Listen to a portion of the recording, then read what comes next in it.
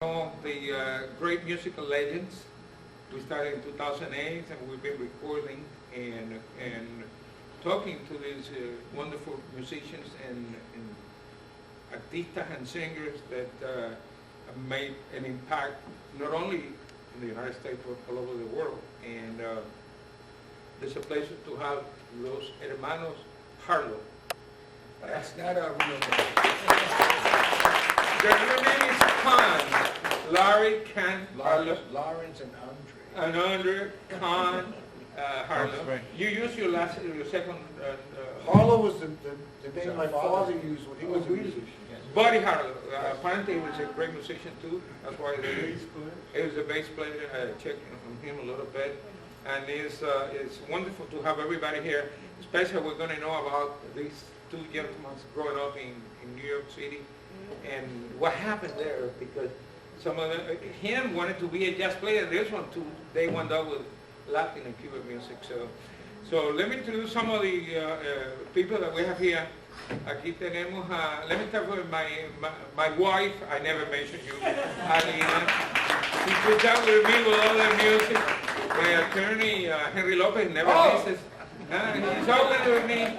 Carlos Zambrano from Ecuador, but he's half Cuban. Wilma, la hija de Armando Sánchez. Armando was one of the great tumbadora players from, actually he had a charanga in Chicago in 1959, which I have the record, and she gave it to me, and also had the Son de la Loma, which was un seteto in New York City. It was outstanding. He remembers the seteto with Marcelino Guerra. Even I think Arsenio played with him too. And Salvador Levy, actor and singer from Cuba, and he recorded some songs with Neto Duarte. Your wife, first name? Lucy. Lucy or Linda? His wife is Lucy. Oh, no, Lucy, and Linda. You're from WDNA too? Melodious Mel. Your name is? Melodious Mel. Melodious Mel. Aquí Roberto Heredia is a Puerto Rican bass player too, is the sidekick for Andy Harlow in el programa. We did show you. Oh, yeah, we had a nice show. His wife, your wife, Larry, his wife, primer nombre? Maria. María del Carmen, oh, Hispanic, huh? Pues sabes I got salsa. You should see this guy when he was 25 years old. What a good-looking guy he was. That's how she was. Yeah, What was my nickname? and this What one was too. my nickname? I'm sorry I left you because I left him in the kitchen and I didn't bring him in. That's okay. But my nickname when she was a teenager, her mother called me El Pelú. El Peru, because you had a lot of hair. You both had a lot of hair. And Esperanza Barona is the chair for the Cuban Heritage Collection. She organized and she's leaving a legacy. The Library of the University of Miami is the second largest mementos of Cuba, from the picture of Jose Marti and all, y todos los patriotas and all everything you can think of is there. And, Everybody that write about Cuba anything that you want to know about Cuba, you go there. have to come to our department. Okay. Another musician here, my God, Ronnie Ronnie Lorenzo. Oye, déjame decirte, tremendo bongocero y bombador. Yeah. We did an interview in my house con Impacto, and it was a great. Mi amigo aquí, Villalobos. Tú eres abogado, ¿no? No, mi hermano. ¿Tú eres hermano de José? Sí. You know that. Wow. Y acá tenemos a Maggie Pellegá, director de WDNA, No, I did mention with Fredo, and let me see who else. Los otros, I just met him, so anyway, thank you for coming over here. Vamos a empezar with 3 videos.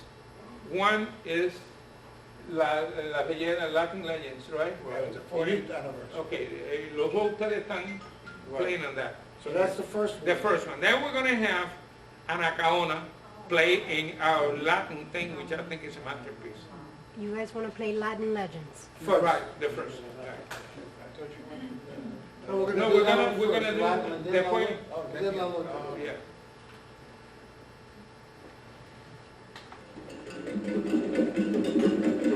Atlanta, Georgia.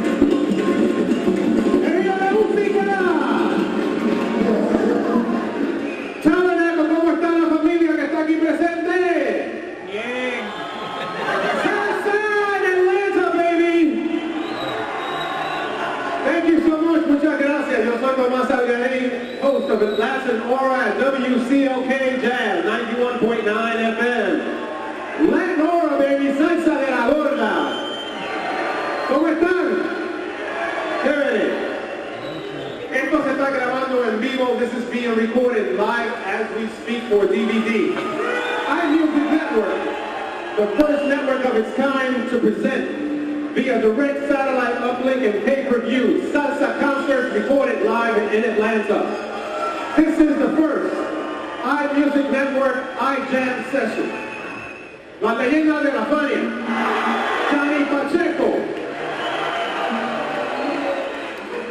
Héctor Lavoe, la leyenda de la Fania, Cheo Feliciano, Celia Cruz. Y ahora sigue la tradición con estas leyendas de Fania y con el hombre que conocemos, pianista, el judío, maravilloso. We call him the marvelous Jew, Harry Harlow.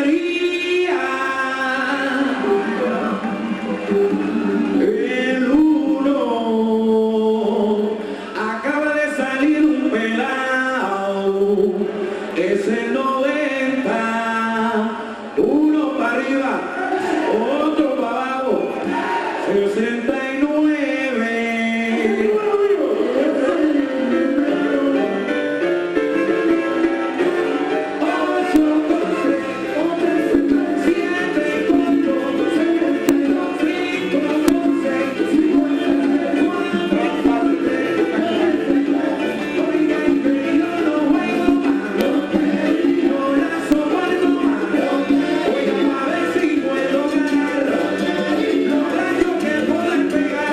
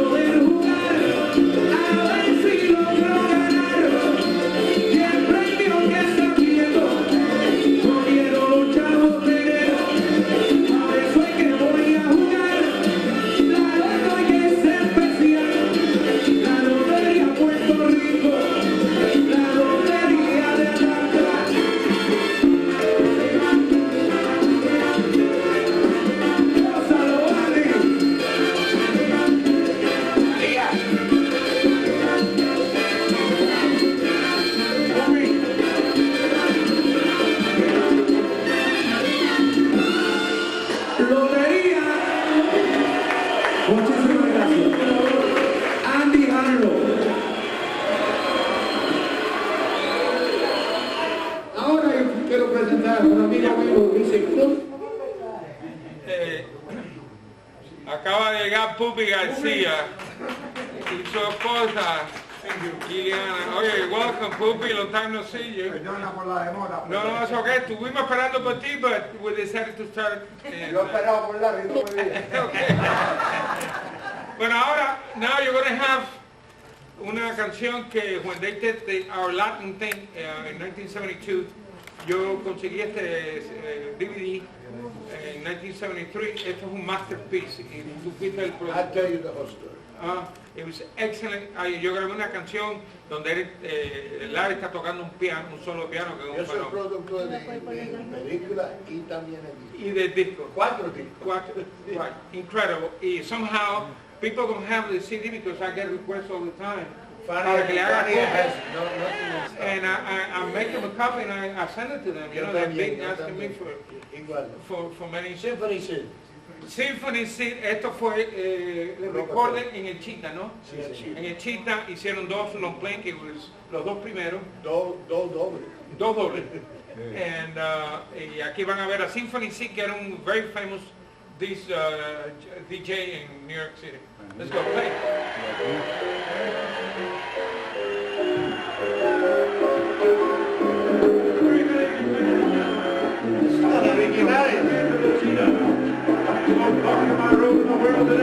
Aquí están los mejores cantantes de la salsa.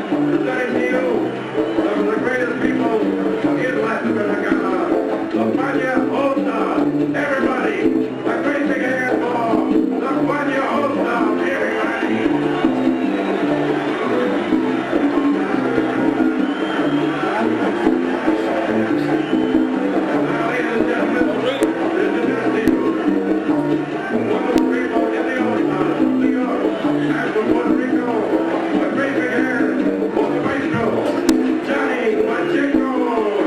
Americano.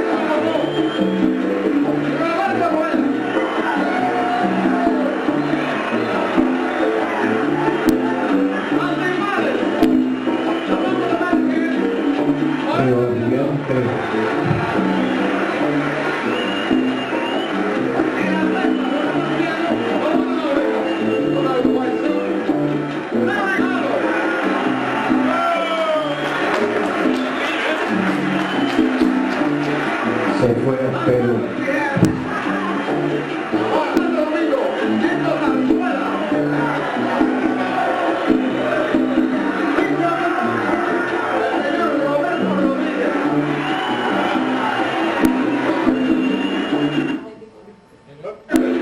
I know how to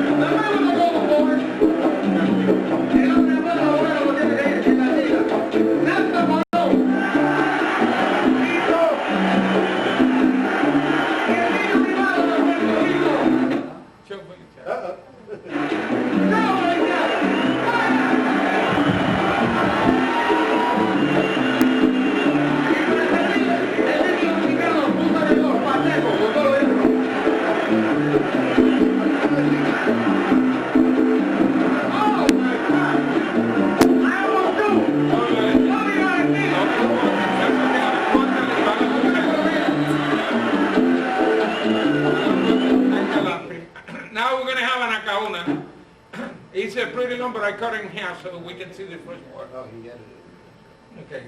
You're going to see a solo by Larry Harlow, which is Yes. fuera de liga. Hmm? Yo pensaba que era Papoluca. Yo tengo más pelo. Papu, ¿qué tal? I should call that. Ese. Right there.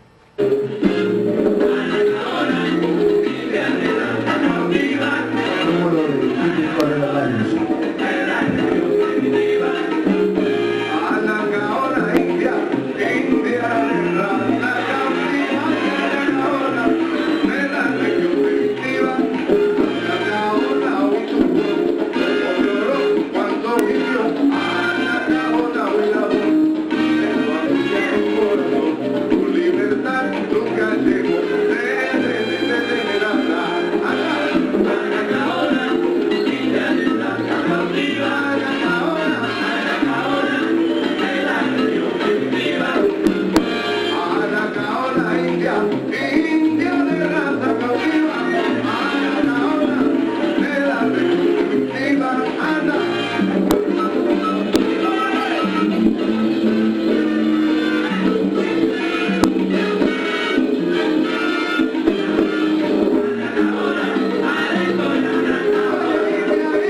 India de raza cautiva, a la caola de Santa Paloma. Todo el mundo la quiere y todo el mundo la llora. ¡Oh, qué buena señora!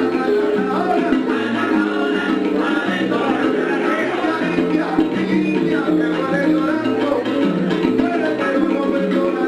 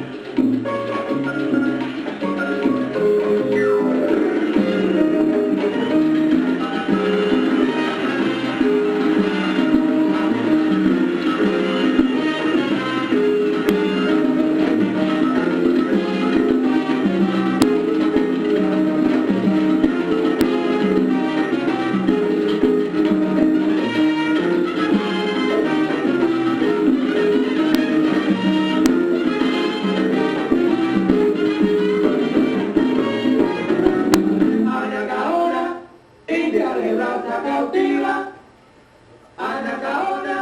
Le va a dar un boletito. That's it. ¿Qué le pareció?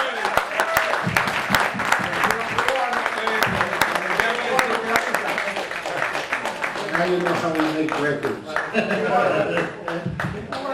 This was a very special night. Una noche inolvidable. You know, it was a night that everything just came together. We knew Jerry put this all-star band together with Pacheco, and he wasn't anywhere to play. So we originally were supposed to play at the Fillmore East, and that closed. like 2 weeks before we were supposed to do the show. But then we said, well, let's bring the show and do it in Central Park free for the people. And we couldn't get a permit to do Central Park. So Ralphie Mercado owned the Cheetah, and just had opened up, and he gave us a Thursday night. And he said, nobody's going to come to see this. And there were lines from 52nd Street to 48th Street, all the way down 8th Avenue and back. And a line, while we were playing, there were still 10,000 people in the street. And the place only held 2,000 people. But it was a very magical night. There was a lot of things that went on that didn't go into the movie. Justo Betancourt was there, Totico, Patato, all the great Cuban musicians that were there to entertain the people, and a lot of young bands too. Ernie Acosta was there, Mark Wagner was there, Frankie Dante was there. It was a incredible night. But it was a night, a magical night. It was a night when all the egos were put aside, and we just wanted to play music. So we rehearsed for 2 days. We learned all this new music. All this music was new. This was Ese de Tito Cure. Tito Cure Alonso wrote this for Cheo. This is the first performance of Cheo when he came out of rehab for a couple of years. So Masucci paid for his whole drug rehabilitation, and he was clean and sober, and everything really went nice. Nobody was envying anybody else. Nobody was pushing anybody around, and we just wanted to play together. And this is what came out of it. It never happened again after this night. And we played all over the world. But, oh, I want to do this song. I want to stand in front of him. I want to do this. I want to do that. So that's probably the reason that the Masucci got. 5 of the best singers, Milana, Bobby Cruz, está Héctor Lavoe, atrás de las maracas estaba Peter Conde, que you got, porque tiene las maracas de Conde Rodríguez. Colón from Tito Puente. Right, Ismael Quintana también está, it's incredible. It was just a great band, and everybody just played with each other, and it was a happening night. And we never did something that was similar to that. It was about 105 degrees in there. Yes, it was really very hot. The air conditioning blew out. We had 5 cameras, and the top camera went out in 10 minutes. It was gone. So we had 4 guys with little handheld, and we recorded this on 16mm film like you used to have on your home. There was no videotape then. There was no, digital. Tú eras más chiquito que él, so you were... 7 años, man. I was on the film crew for that. Really? Yeah. But they never gave It was the Oh, you did play, but it was No, I put at the end on the credits. I'm Oh, really? listed Well, no, I as, saw in the credit. So I'm 7 years old. Assistant director. Assistant director, assistant to the director. Anyway, I've had a great time. vamos, nosotros siempre ponemos las medallas, so anybody can take pictures during the you have. Let me make the presentation on the medals. Okay. Medal. Yeah. I was Okay. waiting for a There you placa. have it. My placa. Okay, vamos para... Otro placa. No. I have a Wait a closet. minute. Let me see, la placa cuesta mucho dinero. Es una gozada. Mira, there, Andy, you're the youngest one, so we're going to start with you. Take your hat. Everybody wants to take pictures? Hang on, fella. We only give it to Here we go. And Larry, thank you, Larry, you're coming over here. Thanks for having us today. No, I mean, oye, you're a legend. I mean, you can All leyenda, no because of Pulpi Garcia. Bobby Garcia, huh? I was there the cheetah with Rafi on top of the thing. How was it? Mira, ponte ahí bonito ahí para que saque la fotografía, lo tenemos que mandar a Jera después. All right, let's go, folks. There you Last time, $20 each. go. Zambrano. Is everybody got it? Oh, wait. Adina es la que la manda para Jera, so you better take a good picture. Look at this way. No, look that way. Thank you. Okay, so... So, okay, a little brief history. Yeah, I'm going to start the interview now because we want to record from the time you were born. Oh, Okay. We're from Brooklyn. Right, from Brooklyn. Anybody from Brooklyn? Yeah. Mira, aquí, la italiana aquella. La We italiana were born in Brownsville. You too? Roberto? I'm from the Bronx. You're from the Bronx. Okay. So, vamos a empezar con la verdad. Ken? You start playing at age 5. Yes. Who was your teacher? Your father? A guy named William Scherer. You remember? No. William Scherer. And I started. He wasn't born. No, he wasn't born. And I started with classical music, and arpeggios and and exercises. And very classical music, Beethoven, Bach, Mozart, you know, the whole riff. And when all my friends would be out playing stickball and basketball, I would be, Larry, come on and play. And my mother would say, we go until I finish practicing. And we had a piano in the living room, and my aunt, who was my father's sister, lived with us for many years, and she played the piano. She used to play all the Jewish songs, all that stuff. And she'd get very excited, and she'd start doing her legs and banging on the floor, and she'd start singing, and then her false teeth would fall out of her. And they would fall right on the keyboard, and in one sweep, you and put it right back on. She didn't miss a beat, she didn't miss a note. So there was lots of music around my house all the time, you know. So, and then Andy was born. And then born. When you were born, what happened to you? I used to share a room with my father's sister. Oh, really? And then when he was born, they threw her out. And Andy you and I room to a room. No wonder you guys get along so well. Yeah, because I was much older too. You know, but he really loves you, and he's very proud of you. Well, he became a great musician and a good. I started on piano, and then in junior high school I switched to woodwinds. And that's how I Since started. then, being And then by the time I was, when I was like 14 or 15, I was already working with my father's band. I worked in my father's band when I was young. It's incredible. And then you guys went to what high school? I went to Music and Art High School. Music and Art High School. Which was on 137th Street and Comfort Avenue in New York. You do? And I went to Tilden High Still School. exists. Yeah. In They moved Brooklyn. to school. They moved it to Lincoln Center, and actually it merged. Performing arts and music and art became one, and they became LaGuardia School, which is right behind Lincoln Center. Very, very good school for musicians, singers, painters, artists, dancers. You had, how many students you had in that school? They were musicians, right? Well, half of it was art and half of it was music. Music. So maybe, I'd say 200 music students and 200 art students. Oh, yeah, that's a lot. And 3/4 of them were girls. Really? That was even better. Yes. So in your school, how many musicians were there? Well, there was a lot. We had a regular high school band and an orchestra and chorus and a marching band as well. And football games. And a dance, you know, and a big jazz band, a dance band.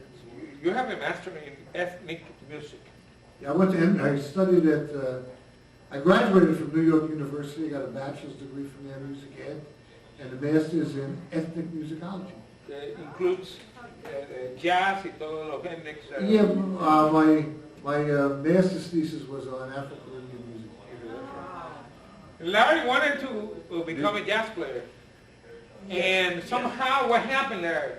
Well, you were working one day from... I was going to music and art, and we used to jam in the little rooms because they didn't let us play pop music. It was all classical and stuff like that. And I going to school in Harlow. I was exposed to all the bodegas, to the mom and pop music stores, to the sound of the streets, you know. And every store, when I used to walk up from Broadway to Convent Avenue, up through by City College, right back. Lewiston Stadium right up there, and I used to hear all these sounds coming out.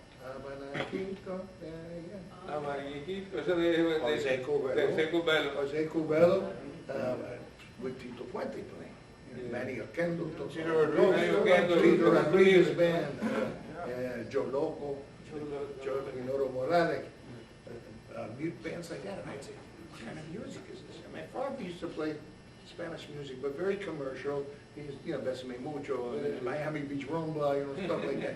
But he would sing in Spanish. I mean, he didn't speak Spanish, but he would sing phonetically in Spanish. And when I got to be 13, 14 years old, I was able to come in and do one night a week with him, you know, as a substitute piano player. My father worked 7 nights a week at the Latin Quarter, very famous nightclub, the original one. So how do you... Well, there was a band. The African-American guys, run by a guy named Hugo Deakins. He was very popular in Harlem, and we were rehearsing his house, and one day, I mean, I wasn't playing with them then, but Barry Rogers was in that band, Pete LaRocca was in that band, Bobby Porcelli, Maristella, you know, really good musicians, and they would play arrangements from Cuba, but printed on stock, you know, old paper, recycled paper, Mambo #1, Mambo #2, and then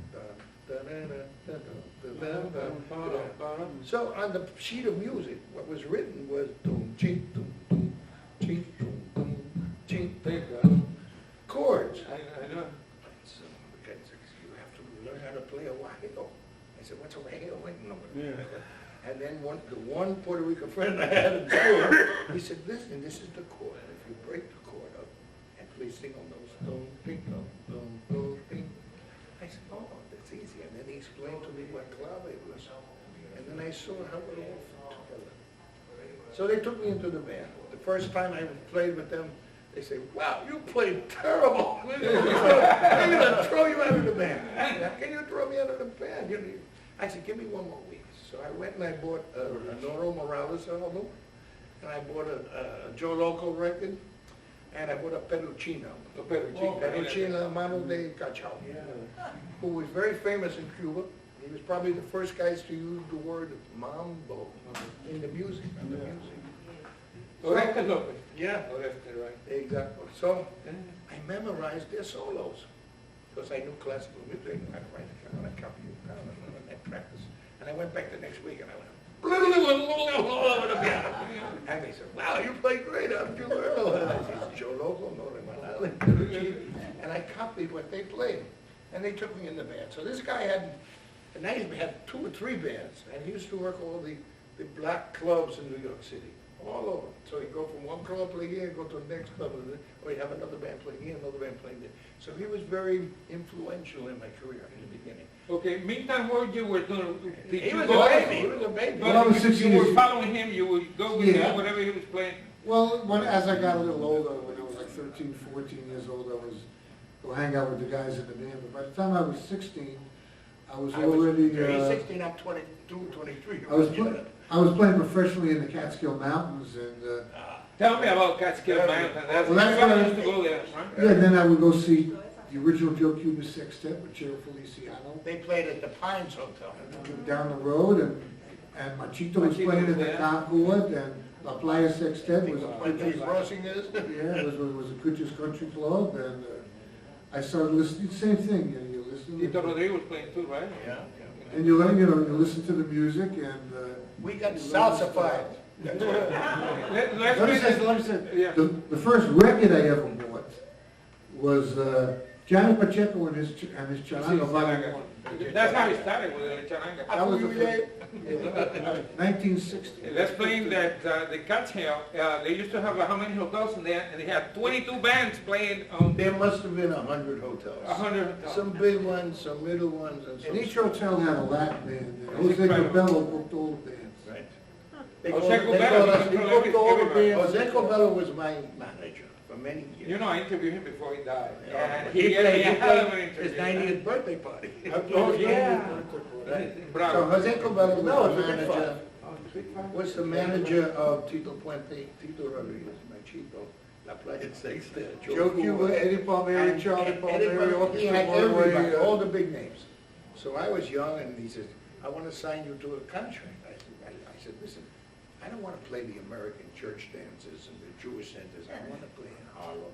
I want to play in Spanish Harlem. I want to go to Puerto Rico. I want to go to Cuba. I want to go here. He said, okay. So if somebody came to buy Tito Puente, he'd say, you want Puente? He said, yeah, well, you got to take Harlow. You don't take Harlow, I don't give you Puente. And then, Then I started following Tito Puente. He became my mentor. Tito Puente was an excellent musician, a great band leader. Then he great went to musician swing. too, graduated from the Julio at school. Yeah, he was just great. And he taught me a lot. And one day I used to stand at the Palladium and I used to watch him. He used to see me, I'd be in the primera fila in the first row. He'd take a timbale, he saw this sticks of flying on him. And one went up and just landed. When I came down, it landed right in my hand. And I felt like I was not crucified. I was anointed, right? The king touched me on the head. And I was like, woo-hoo. And I go home and I practice with Tito Puente's broken sticks.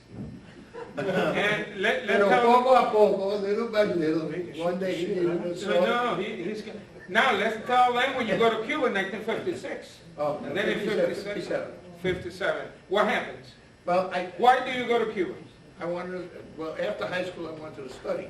But Fidel was like right on the outskirts of Havana. And he was a teacher, a very well-known musicologist called Fernando Ortiz. Ortiz, everybody knows him. He was the greatest. master. Yeah. And I would follow the bands around, and then I got a scholarship to go to the university. I went 2 weeks, and then Fidel went to the head of the university and said, if you don't close the university, I'm going to blow it up. So they closed the school. So there I was stuck with no school, no nothing. So I started following the bands around. I used to go with Roberto Faz and with Aragon. He went to all the provinces, you know. Yeah, after a while, I'd just get on the bus and I had a tape recorder and a camera, and I used to record everybody. And the guys from Aragon kind of took me under their wing, and Rafael Lai and Macayao. You didn't go with him, right? No, I was young. He was, But you went with your buddies. I went with four Jewish guys. You was 12. They wouldn't let you go to Havana. They would rape you there. I went with four Jewish guys, and I fell into precast for Cuba, and then, like in The Godfather, I took a plane to Miami to come back. And then you did meet Arsenio Rodríguez. I didn't meet him in Cuba. I met Arsenio in New York. In New York, but So you know about his music. Yeah, he already was starting to play over here in New York, and he came here to get his eyes fixed. I'm going to tell you a story about Arsenio. Yeah, please do that. Can you imagine a band without a conga drum? A Spanish band? Arsenio took the sexteto format and the septeto format and put a conga drum in the sexteto. Put a piano. Put a piano in that band. And I did 2 trumpets. Put 2 trumpets, 3 trumpets, written arrangements, and that became the first conjunto, the first big, they used to call this music Mambo Diablo. Mambo Diablo, that's beautiful, but it's called Mambo Diablo. And he was the first guy to branch out and make the sextet. And everybody followed him. Yeah, they were charanga bands. Chapotín, everybody came. They were charanga bands, they were conjunto, they were sextetos, septetos, big bands like Rumba Bala and bands like that. So Benny Moray's band, Oriental. There were so many bands in Cuba, But there was no conjuntos. No conjunto. Right. So Arsenio, plus, he was a songwriter, very prolific songwriter. And he played the bass, he played the bass, he played the congas, and he sang and composed great melodies. La vida es un sueño, which is That's classical. Classic. Classic. So I was kind of like following the conjunto sound. Then when Arsenio left, I had another band called Conjunto Modelo. And Modelo meaning modeled after Arsenio. Then from that came Chapotín. They all played together at one time, and they just branched out. Same thing here. Yeah, same thing here. I still play with Chocolate. Chocolate is 87 years old and looking good. René Álvarez was But they all played with us anyway. Yeah. Y Modelo era Miguelito Conira cantante. Yes. My God, what a sound. Exactly. Alfonso Chocolate had another conjunto también. Hey, Roberto Faz. Y Roberto Faz, right. Pero eso eran los blancos. I'm talking about the black guys. Yes. Which is, He was the first white sonero in Cuba. to me and to him, I'm glad you agree with me, Arsenio is the top of the Cuban musicians. And there are a lot of books coming out now on Arsenio. A guy from Colombia wrote 3 books on Arsenio, and he's coming to New York next week. He asked me if he could make he asked me if he wants to make the presentation here. Yeah. But you haven't seen the one from Colombia, which is that big. The history of Arsenio Rodríguez is a masterpiece. Yes. Colombians is unbelievable the way they follow Cuban music. Speaking about books, I wrote a book. It took me 3 years to write it. It's coming out in March. It's on Reagan, from Reagan Arts, who's a great publisher. He used to be with HarperCollins, and Judas Reagan broke off. And the reason it's taking so long to come out is they're finally putting it out in Spanish. Okay, so now in español, in inglés. It's called The Man from La Salsa, and I tell all the secrets, all the dirty laundry. I tell everything about the family, everything about the payola, everything about the Payola. La payola es muy importante en los años. Y aquí también. All over the world. And I went to Peru, and I went into a record store in Peru, and they have every record ever made for $1. Now, they look exactly like the real ones, they sound as good as the real ones, the videos, the DVDs, you just can't believe it. And not only Peru, but Peru, Venezuela, Colombia, Japan, China, and Mexico. Mexico is unbelievable. So how can we make any money? So there's no way for the artists to make money. So we make a record and we use it for promotion. You know, for the promotion of MP3, we give it away on these record sites on the internet. I went to Peru, and the day before I left, I met this Peruvian who was copying the Cuban record.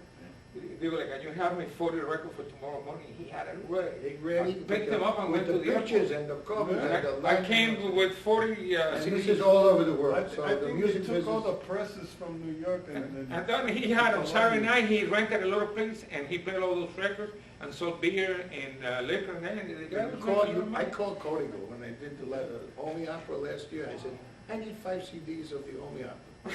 We don't have any in stock. They don't print any anymore.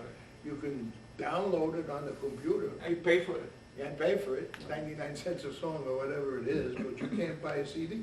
Meantime, My first album, Heavy Smoking from 1965, is selling for $99 on the internet, on, what do you call it?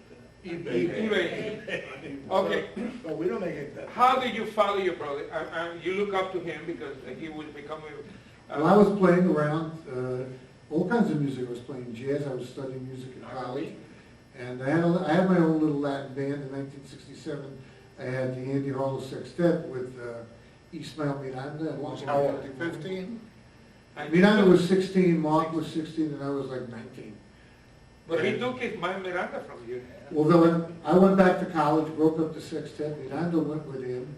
Then I finished college, and one day I'm going to go up to Fania Records with Larry just to hang out, and I go into Jerry Masucci's office, and Jerry Masucci just says, "Hey, why don't we record your brother?" He says, "You know, he's got the Harlow name, we'll use Larry's band, Miranda will write some tunes, we'll get a new piano player, we'll get a new singer, and we'll see what happens."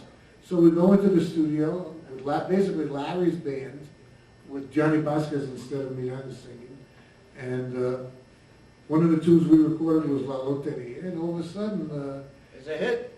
it's the biggest selling 45 that Fania ever had. Really? I found the 45 of La Loteria in a garbage pail on West 4th Street, East 4th Street. Now, did you save it, right? No, That's East my- 8th Street, I'm sorry, like by the electric circus. And then, you know, Selena had recorded that and with the 2 guitars and a tree. Selena Gonzalez. Yeah. Selena Gonzalez from. Was from that your La father? Pozo. Selena, this is a great song. Oh, that's how. So I gave the song to him and it just exploded. Blew And then Husti Barreto said he wrote it. Yeah. Years later, Husti said, no, that's Who wrote it?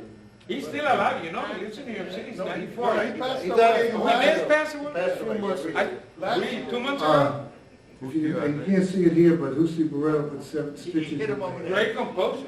I mean, he He had, hit him over the head with a can. I was at the Musicians Union in New York when La Loteria just became a hit.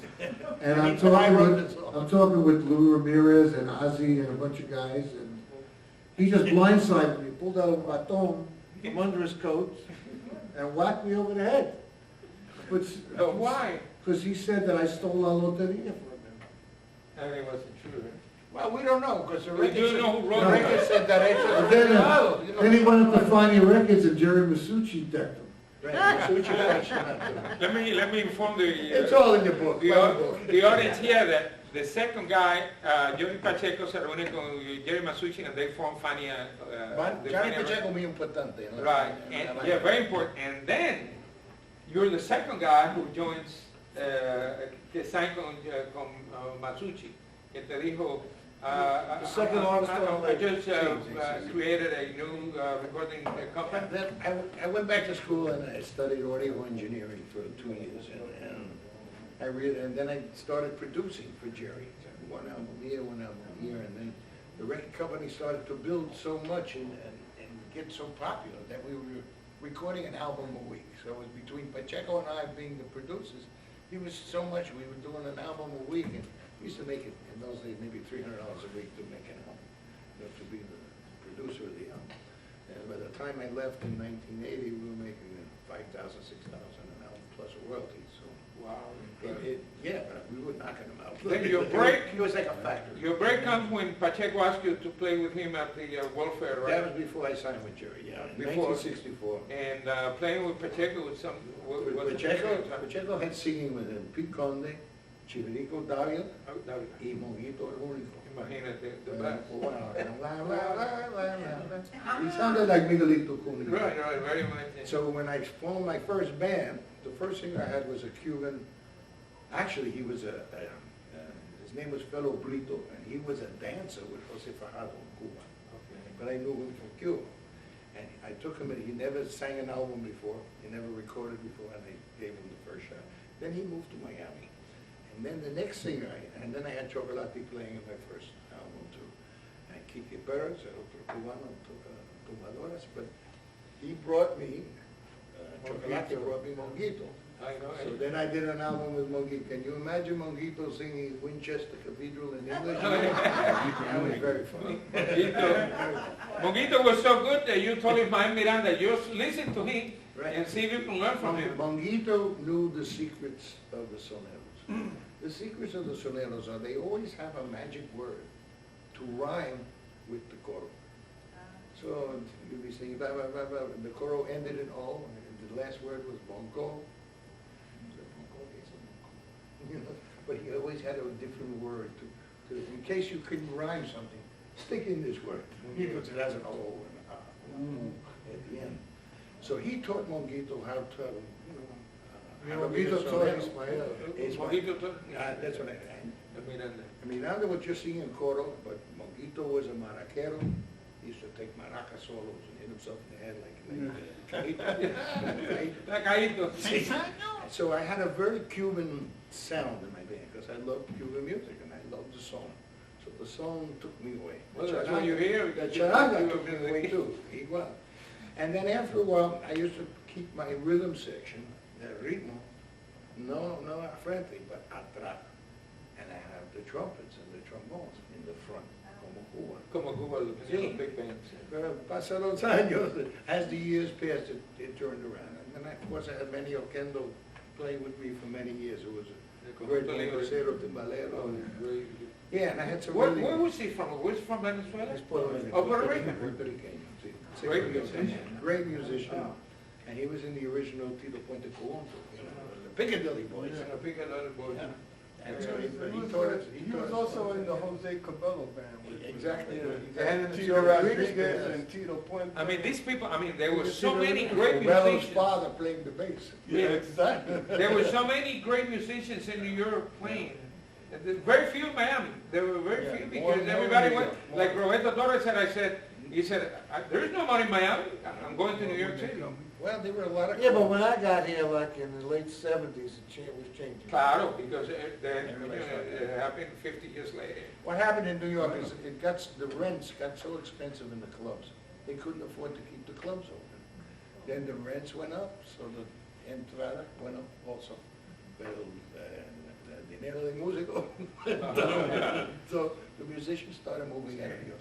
But what happens is that you have a singer sing with you, and after 4 or 5 years, I'm going to sing boleros. You get a canta bolero, I want to go on my own. So this is a natural progression. From Ray Barretto's band came Típica 73. From Típica 73 came Los Quimbos. From Quimbos, same thing with me. Miranda left, he took his thing, he took 3 or 4 musicians, some new singers, new musicians. So it's a natural thing. It happens. It happens, yeah. And then you organized your band in what, 1964? 64. That's when you organized it. Yeah. When I was playing, Mine's in 72. Y tú, 5 años después. No, 7 years. 7 years later. 72. See, but when I came, I kind of like realized I wanted a different sound. Nobody was using trumpets with trombones. I mean, they would Tito Puente with the saxophones and the trumpets, and Mon Rivera with 4 trombones, you know, but nobody used Pamerito, trombone, flauta, you know, so I said, nobody's using trumpets and trombones. So I was the first band, and now And every then Willie band, Colon, every then band Willie you Colon see, follow you. trumpets and trombones. Huh? Willie Colon follow you. Willie Colon was from the Bronx, and he was a young kid with a lot of ambition, not much talent, but a lot of ambition, and he had himself a great singer in Hector Lavoe. I'm not a big Hector Lavoe fan because I listen to Hector Lavoe and I get la la la la la la la la la la la, one note. But he was very A sonero was supposed to go up and down and create melodía y poesía. So he only had the poesía, but he had the pueblo. He had the people, tenía una maña. He had People a like maña him. con la gente. Tiene suerte también. He Willie, Willie. And then he got Ruben Blake, which I can't put him. He got Ruben Blades after me. ¿De verdad? I discovered I didn't know Ruben that. Blades. You had Ruben Blake too? Yeah, La Raza Latina. En La Raza Latina. Okay. No, but he sang with me for a year before that. But I saw he was going, I saw he was a poet, and I saw he was going to be a star. So I knew that wasn't going to last long. So I had somebody else, I found Nestor Sanchez. Which is good. It was a great sonero. Se murió, pero I had 6 or 7 good years with him before he died. And then all these records start popping out and And then, fulano, Homie, fulano. La Raza. And Sí, ahora finally, vamos a empezar todo lo finally, Jerry Masucci, he got burnt out. He had 50 artists with his labels. So we got 50 people sitting, asking him for money every day, let's do this, let's do that, and he got nuts. So he used to follow the tennis circuit. So he had a home in Argentina. He had one in A lot of Australia, money made. one in Australia, one in London, and one in, the tennis opens, and he followed the tennis people. And he was playing tennis one day and had an aneurysm, And that's it. 62 years old, God. Okay, guys, let's start the question now. Let's. Okay, you're the first one here. Okay, in the film, I see Fania, the word Fania. Then the guy who was talking, introducing the band, he says salsa. My question to you is two things. How did the salsa evolve? La palabra o the movimiento? The music, how did it evolve to salsa and when? What is salsa? What is Salsa salsa? is Afro-Cuban music. Yeah. With a little New York bebop. That's it, by now. That's what We've always, music songs. everything's mixed together. It's salsa. That's what. I am from de radio in Venezuela. Right, Sanabria is actually. No, échale salsita. That's the first time I heard the word. Well, the way Roberto Torres said that Ibi Sanabria estaba haciendo Un programa. un programa que anunciaba la salsa, una salsa de tomate No hay primero. Primero otro. en Venezuela, right? Venezuela, Colombia. Yeah, okay. But I- Entonces that he was a used the song, word, échale and Richie salsita. Ray was coming down to. Richie Ray and I grew up together at the same time in Brooklyn. He was from different parts. They use la salsa, but la salsa is mostly it's Cuban music, guaracha, some. But New York style. With. definitely New York style. And then New York is like Some jazz or. Tito Puentes, when Tito Jr. was here, Tito said, people call it salsa, we used to call it mambo. Yeah, it was mambo. Mambo and cha-cha. Then a little pachanga, then a little this, then a little that. Because actually salsa is not a genre. Salsa is a movimiento that starts in New York City. That's right. Because And it's then not a it spread to genre. South Like America, cha-cha-cha and Venezuela, so on. Colombia. It is a movement como del feeling, You and know, people don't know that. I play a lot in Japan. I go every year to Japan. And these kids have some really good salsa bands in Japan. And they sing, there was one. Y en español, they don't even know how to speak Spanish. Well, the big thing now is all the universities have salsa bands, UM and. I teach a lot at University of All over Texas. the country. and Not only do they have one, they have 4 salsa bands, but a big band. So I go and I lecture for a couple of days. I rehearse with the students, and then we do a concert together. I made a proposal to the But it's university fun. for class on A lot of history. fun. Oh, really? That will be great. Any other? I have a question. Like you said, salsa is an Afro-Cuban music and a little bit of New York. So, as well as you guys picked it up, how did 2 Jewish guys pick up at Primo? We got salsified. I fell in love with Cuban Salsa music America. early, in the 50s, even late 50s. My other question is, can you guys dance it? I'm not a big dancer. He used to go I to the Spanish danced with lying tournament, down. In the Palladium, there was like sections. And Wednesday night Palladium were 90% Jewish people. Why? Then Friday night was Puerto Rican, Saturday night Cuban, Sunday night Latinos. No, so it, very big Y mix. los italianos no iban. Sí, como judíos. Sí. Yeah, Friday night. pero if you don't know how to dance, the girls wouldn't dance with you. Oh my God. So you had to learn some basic steps in order to ask a girl to dance. Still like that today? Yeah, it's probably worse today. But the Jews supported Latin music. They, let's go back to the 40s and 50s. They were the only people that were rich enough to go on a vacation to Cuba. So they would go to Cuba, and they bring back cha-cha. And there was a television show, Artemari Presents, and they teach you 1, 2, cha-cha-cha. And it just evolved. The Catskill Mountains was full of dance lessons by the pool, 9 o'clock in the morning. Let me teach you the rumba, then dance lessons in the afternoon. Cuban Pete. And all Latin rhythms. Cuban Pete was great. Cuban But Pete the was guy who fun. ran the Palladium was Jewish too. I used to teach his daughter. ¿Te acuerdas his name? Yes, Había algunos puertorriqueños que also ran the books and manager. Killer Joe. Killer Joe. Killer Cepero. Italiano. Wasn't that the one that told Mario? Vaya means go! You like the green or you like the That was black? his thing. The what?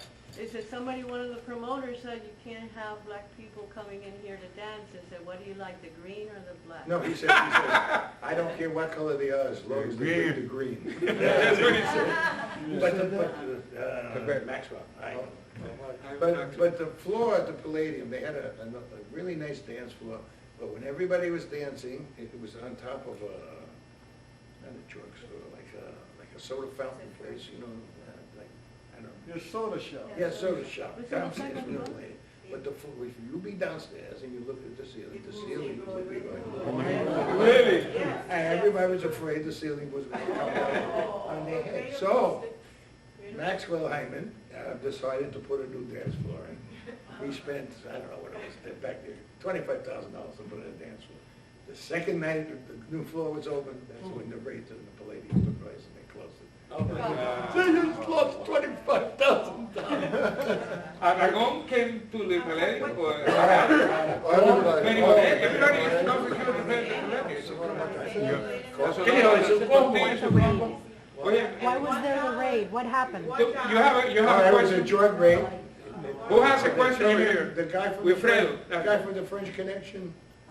Popeye Doyle. Popeye Doyle came with all these PCI guys, and everybody hands up in the air. Everybody took whatever they had, and they threw it up in the air. And so the whole dance floor was covered in drugs. But he arrested a lot of people. He lost his liquor license, and they closed the place. Our Latin thing, the documentary, 72, 73. Yes. What year? 72? Well, actually, it was made in 72. Came out in 73. Okay. It's so good. Symphony 6 played here at the Tower Theater. Yeah, he moved here. He was living in. Who was that? And he had a show at Who was that? EVD, BUS. WBUS. Oh, over here, right. But he was Symphony living Six. in- Oh, Symphony in the Six. Keys. Coconut, no, Coconut. No, He living in- I got the VHS in '73. Yeah, he was living in the Florida Keys. And Yeah, the he called Keys on a Key boat. Largo. On Called the Saturdays he had a station. show. Called the The station. Well, he first, lived in Coconut Grove before he Yeah. got the first good salsa Latin jazz show was in. Don't forget, he was on the air many years Miami, playing yeah. jazz, but he had a great What about, spot. He was on from Arturito. Arturito. Arturito. But What after happened him, to Arturito? Still moved to around? New York. Denver. He's back over there? at No, WCMQ. Oh, Adi Kappa. Sí, sí. He lives in New York. He used to work at Blue Notes, right? Yes. And he was the DJ at the Numero Uno. I didn't understand it. When I saw that film, I don't know, what is this? You had a kosher t-shirt. Oh, And the you were kosher playing meat Cuban shirt. But on the music. back was a Puerto Rican And, flag. and there were It said kosher meat. there were musicians dressed like they just got off the boat, but they spoke perfect English. Yeah, yeah. There were hippies with long hair playing. And I had to understand that, I know. It was some great times, those early. Because I've never 70s. been to, I hadn't been to New York or Great. Well, it's the same thing when I first came here in It was like- 19... Did you live in New York City? No, no, When no. I came here in 1977, I had never seen a dance with chaperones. No, como. You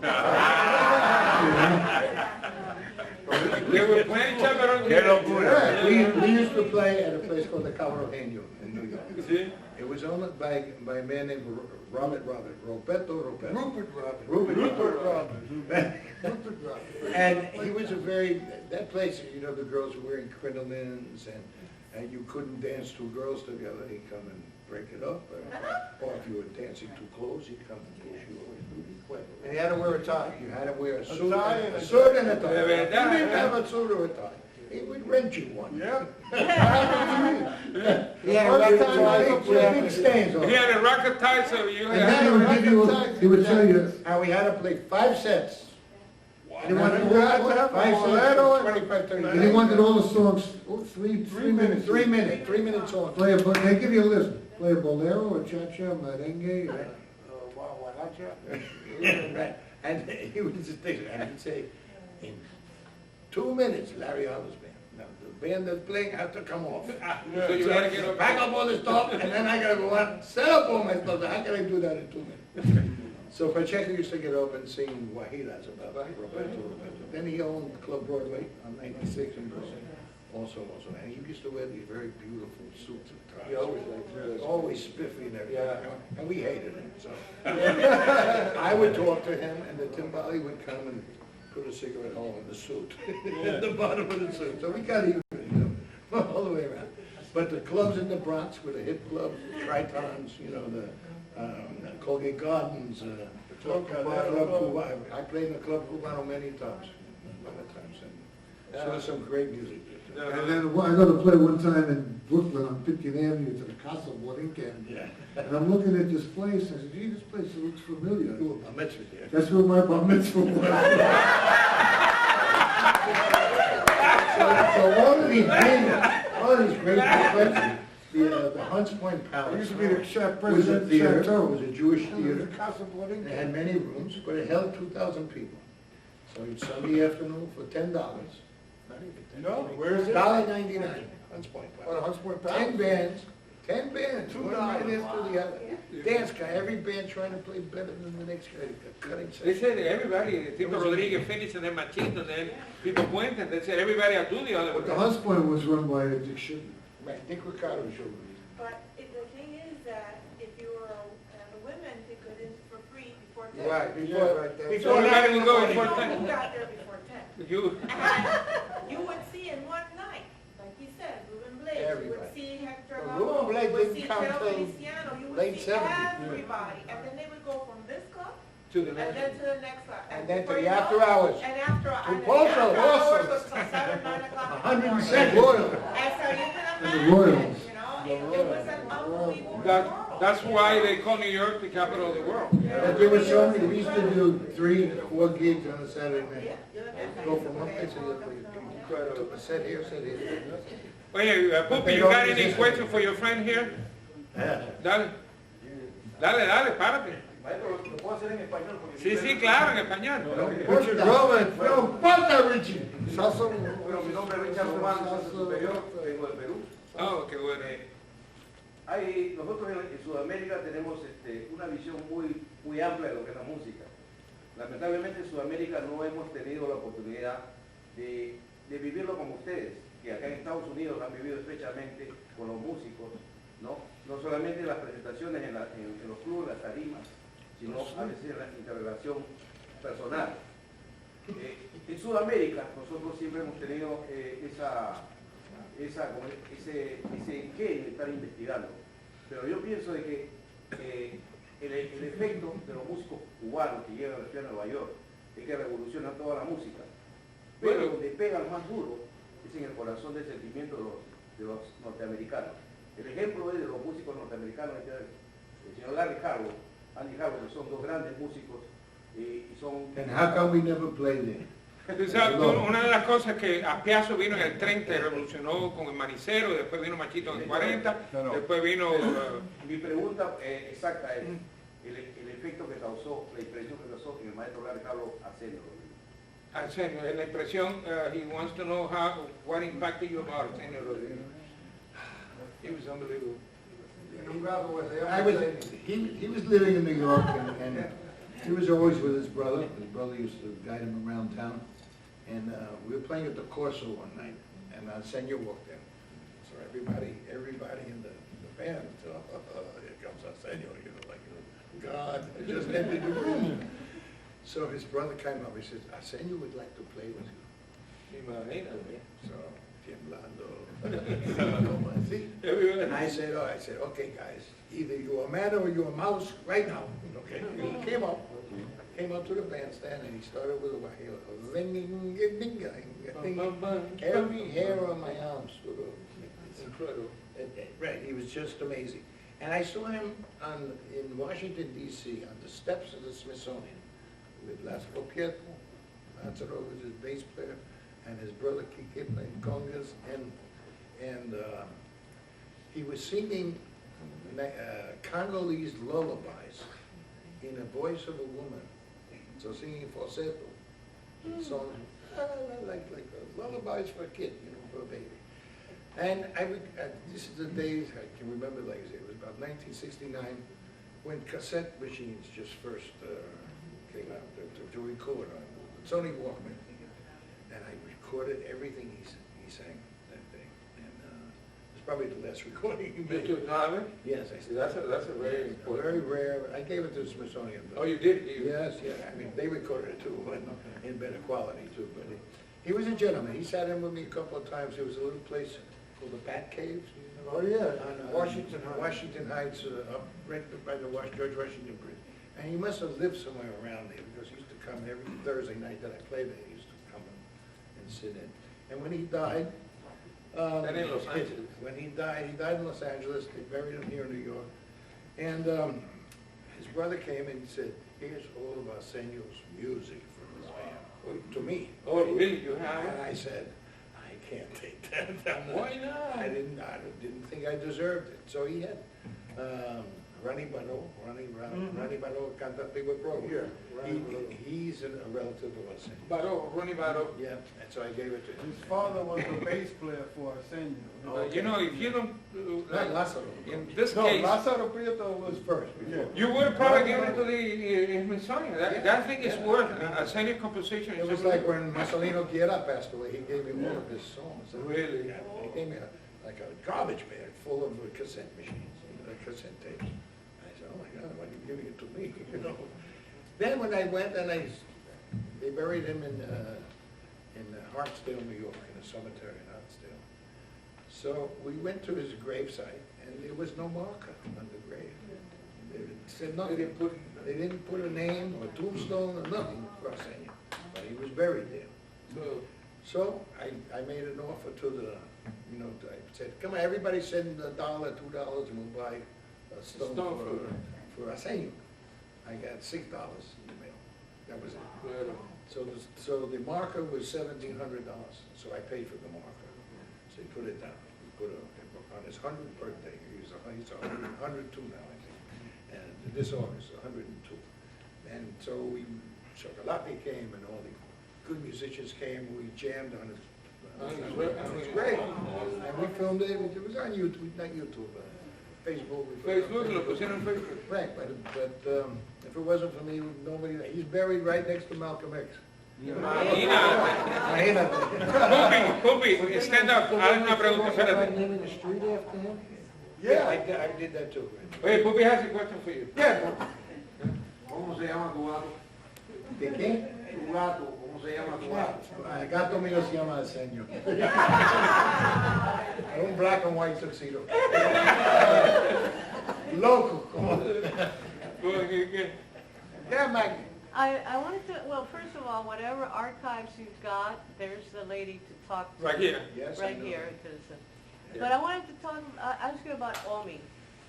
Omi. And the experience of that Wow. opera. It's Nothing still up there. going on. And Celia. Right.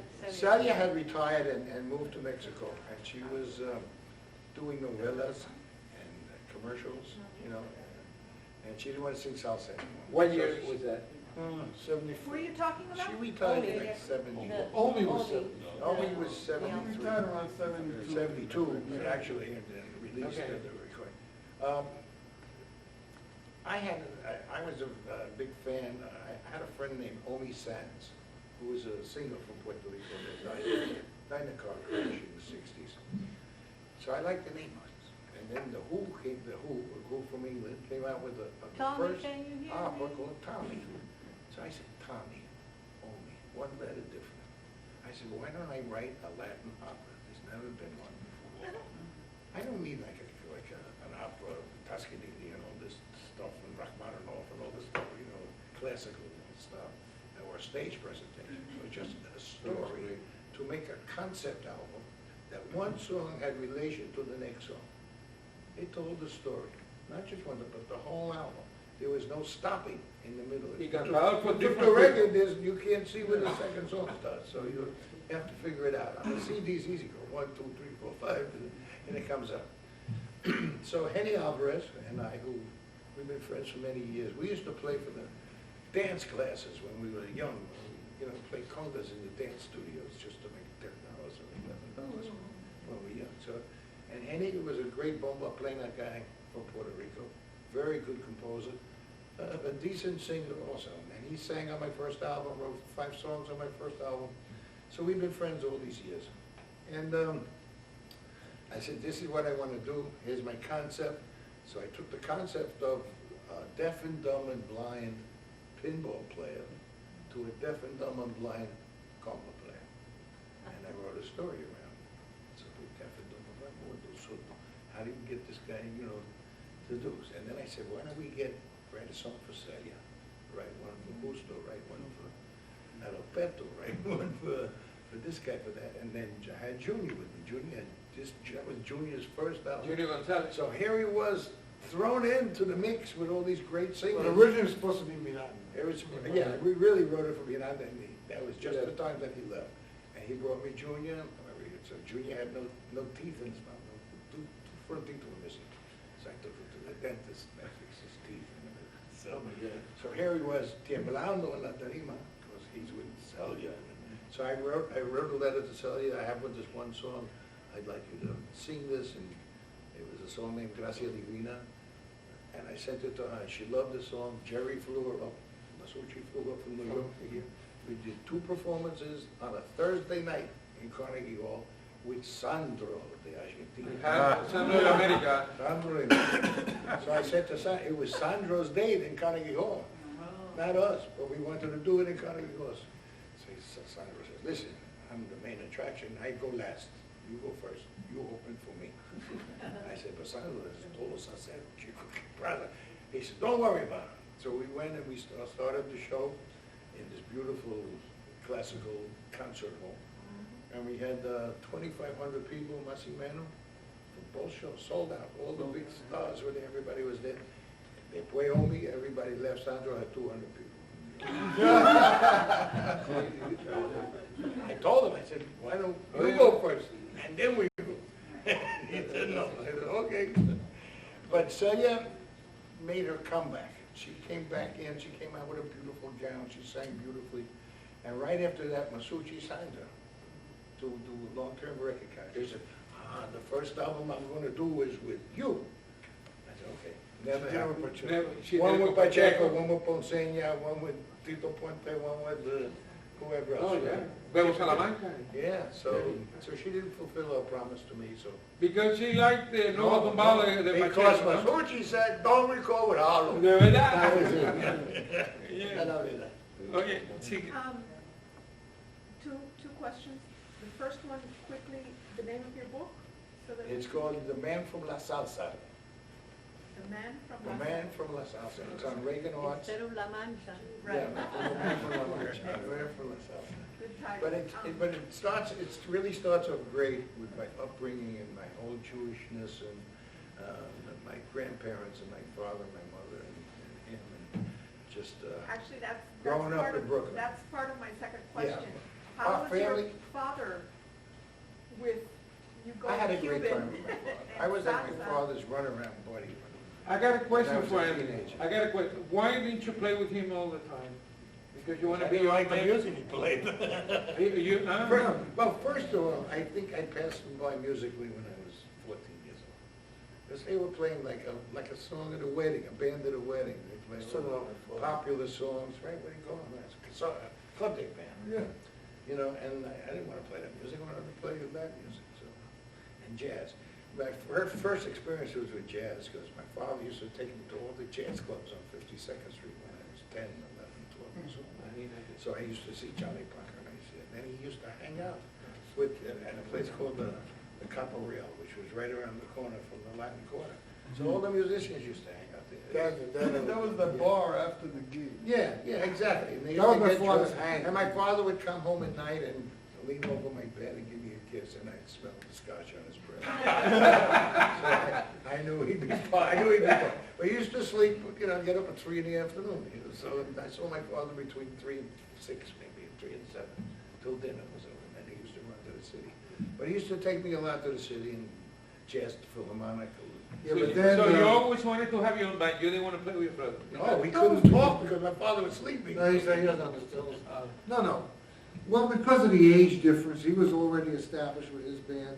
I was doing other things. I was playing in rock and roll bands. And you like jazz? And I was playing jazz, and then I had my own Latin band too in the Catskills. And then when when our orchestra Harlow took off, I used to go sit in with them every once in a while. And then in '77, I moved here. So I've been here since for 40 years. Playing Latin music. Latin favorites. I came here in How '77. many albums you do? 6? 5. I came here in '77, and right away I started playing with Cachao and Paquito Echeverria Manteca. and Manteca and all the guys. Tremendo.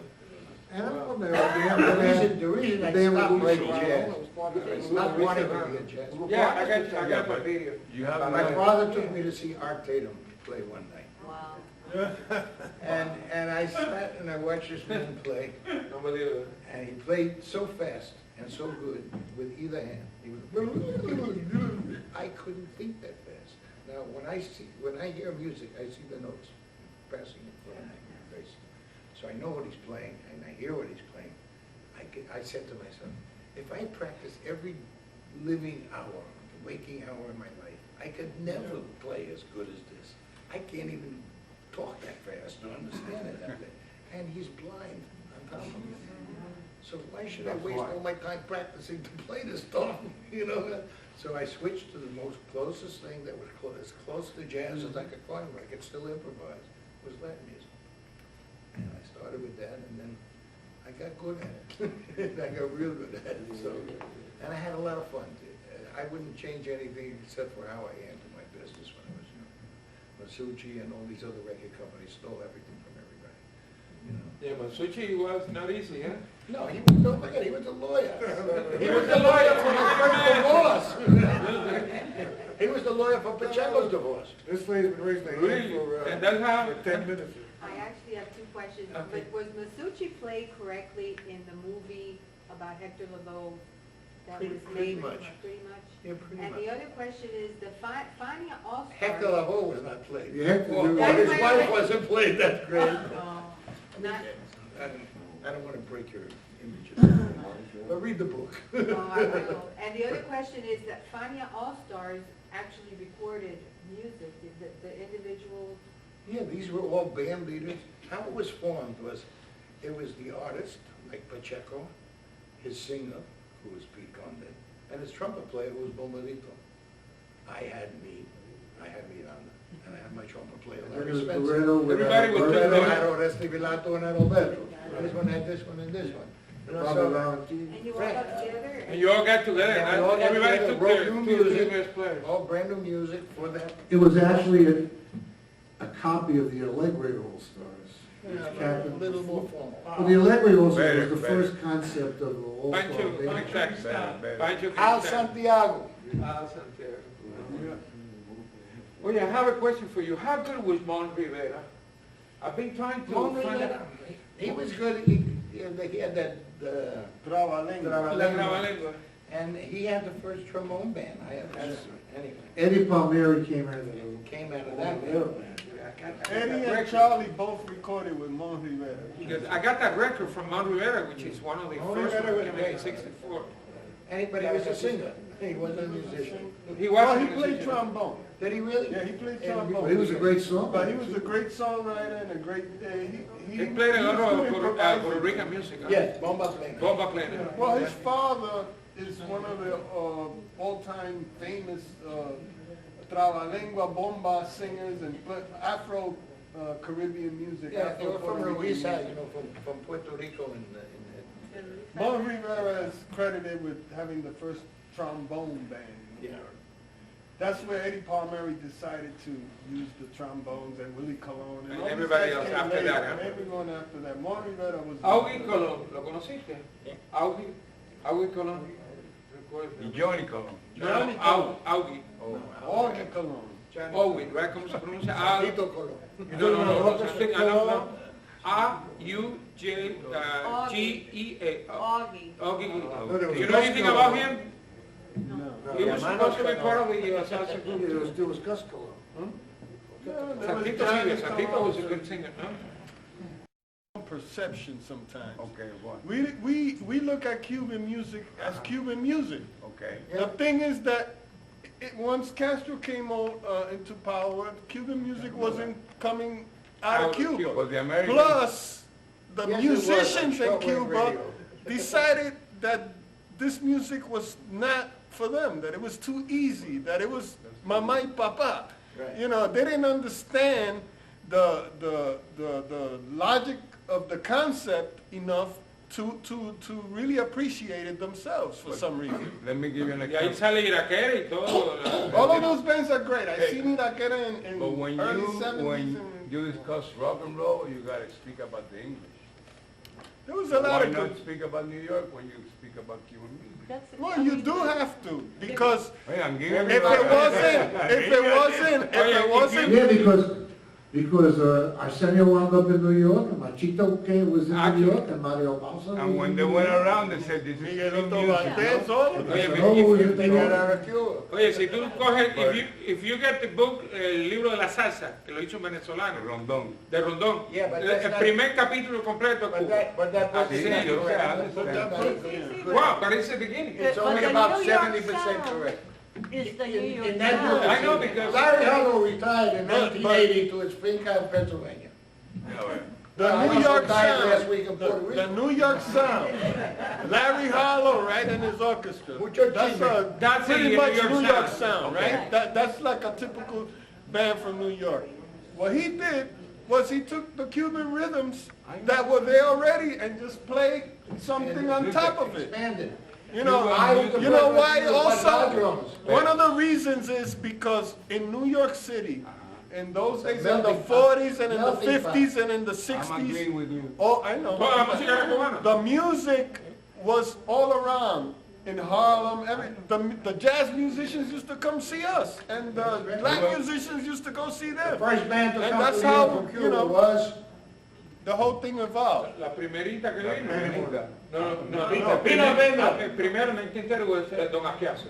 1930 que recorre el Peanut Vendor. Right. Y después viene Machito con Mario Bausá. Bausá said No, here but- at Miami Dade. No, Socarrá. Alberto de Socarrá. That was one of the first charanga bands in Right, New the York first one to City. play Belisario Lopez. Belisario Lopez is the When And one. Belisario comes in 1960 as an exile. At Miami Dade, Bausá said that he came in 1925 with Antonio Maria Romeo. Romeo, que Yeah. And he said there was a Cuban thing already in New York. Yeah, there was. There was. 1925. Since 1920s, early Salsa was 20s, just a or name, that's it. 1990s. No, Socarrá viene in 1920, so Alberto Socarrá. 1920. So you can see how the Hey, Cubans can play classical music and do ballet good, right? That's right. So all the people can play Cuban music. everybody. Well, but not everybody plays it as well. No, not like New York. Did they play Cuban music, or did they have their own sound? They had the bomba and plena. La bomba, No, pero Puerto Rico also- tiene dos que son básicos, la bomba y la plena y la danza puertorriqueña, la contradanza puertorriqueña, la danza baguette. Joe Reyes. They have No, wait a also, second, they also but in the have 1950s, Afro- Ortio and Afro Ismael Puerto Rico, pero Rivera, no al estilo de Lived in Juan de Cuba. Cruz, Edson Montuno y la yeah. and then Oye, Cuban esa went to Puerto Concepción. Rico, Bands went from Cuba to Puerto Rico all the Haz una time. pregunta. Tú que You eres listen to, músico. Why don't you ask him a question? Early Cortillo when Ismael Rivera. Mira, ven, párate un momentico, please. Mira, ahí tienes uno de los grandes tumbadores y percusionistas de aquí. I just want to ask because nobody's mentioned Fajardo. Pupi didn't mention for her. He has a very good influence in all the charangas. Yes. He's traveled all over the world. Had his own helicopter. Japan, everywhere. And I think he needs to be mentioned because he was one of the biggest stars that Cuba gave and put in our music. He had in the 3 very bands. highest Let me standard. tell you, after he came to New York, there were 22 charanga bands in New York City, which I got all their names in there. Follow Jose Fad. I'm glad you brought it up. That's why it's important for you to know. There was already charanga, baby. Yeah, estaba, ¿cómo se llama? When he came to New York, which was in 1959. 59, yeah. It was also with Mongo Santa Maria and Chocolate. Sí, pero, oye, pero that was a small charanga. I have an album called, he recorded in New York City with Colombia, que es un masterpiece. La misma charanga that he had in Cuba, but he couldn't keep it up. Y entonces se regresa a un small group de músicos. ¿Ah? In Cuba, yes. In Cuba I had 3 of them, but in New York City I have a record which is a masterpiece. Okay. But then, I mean, si tú oyes a Mongo, like, nothing del otro mundo, you know, y la Dubonnet de... That was probably the best. Pupi. Y no es porque los boricuas Es verdad. Ah, no, claro. para la música esa de nosotros. Yo se lo dije anoche a él, I told him Y los yesterday. judíos. Oye, y Roberto Torres dice que gracias a los puertorriqueños que iban ahí a verlos a ellos. That was the point of the Si six no es que los boricuas no hubiera Fania, vaya. No existe Harlow también. Si no existía. Es verdad. Sí, pero casi todos los músicos son de puertorriqueños. Mira, pero había otra compañía antes de Fania en Nueva York que grababa Arsenio y toda esa gente. Pero que Ascaño no vino a Estados Unidos. Estamos hablando de la influencia en Estados Unidos. Ascaño nunca vino No, pero he still had an influence. Arcaño, first of all, Cachao, everybody creyó en Nuevo Ritmo. the Montuno thing that nobody ever played. Nobody even heard of a Montuno until Cachao and Arcaño. And Mambo. And Mambo. When I interviewed him here, he said when Ascaño, Eri, Orestes y Ascaño crean el nuevo ritmo con el disco ese Mambo. Yeah. Dice que they play so fast at the beginning, people couldn't dance. Y Ascaño le dijo, coño, Cachao, we gotta slow down a little bit so people can dance. Y entonces, pero he was a big el maestro de todo el mundo. Arcaño, all the flute players knew Arcaño. Yeah. No, pero he was, oye, Ascaño, Feliz Reina tenía a Fajardo, tenía a Orestes, a la hermana Coralia, a Jesús López en el piano. He had everybody. I mean, this guy, y todo el mundo se separó. Well, they were good friends with the family of Cachao and his cousins and all that. Oh yeah, Cachaito, they tell me he's as good as Cachao. Yeah. Everybody says He was, Cachao. actually, but he Finally died. right. Otra pregunta. It's more of a statement, maybe it is a question. My understanding that Cuba's nightlife was top of the line. That's true. Unbelievable. Okay. Not only the nightlife, Okay. but the daylife.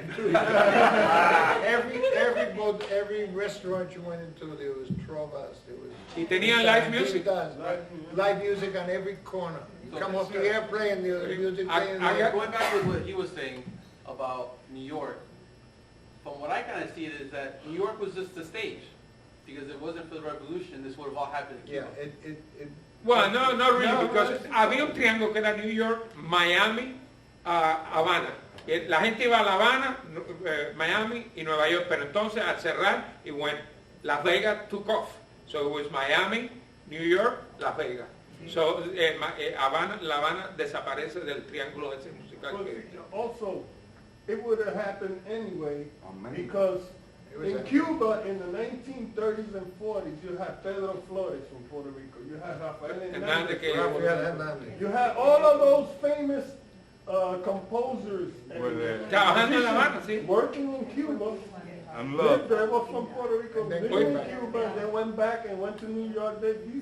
So the music was already traveling all over the place. We thought que la música puertorriqueña era buena y lo habían escrito los puertorriqueños.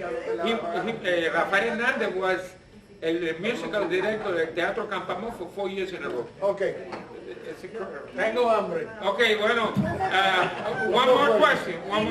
Did you ever meet Benny Moré in Havana? Yes. You did meet him, huh? Can you tell us about him? I didn't hang out with him or anything like that, but You he's saw just him play, an no? incredible band, an incredible musician. He just drank himself to death. You still have Well, there was the those whole story. photographs? Do you still have those photographs and things from Cuba from the 50s? No, unfortunately, I had a fire in my house Oh, in Pennsylvania. I lost probably 50% of my record collection. I was just in the middle of transferring them to tape.